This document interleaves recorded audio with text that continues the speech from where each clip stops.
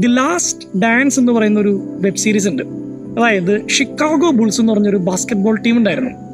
80s 70s ഒരാൾ പോലും തിരിഞ്ഞു നോക്കാത്ത ക്ലബ്ബായിരുന്നു. ഷിക്കാഗോയിൽ അവരുടെ ഹോം മാച്ച് നടക്കുമ്പോൾ പോലും ഒരാളും ഇത് കാണാൻ വേണ്ടി വരില്ലായിരുന്നു.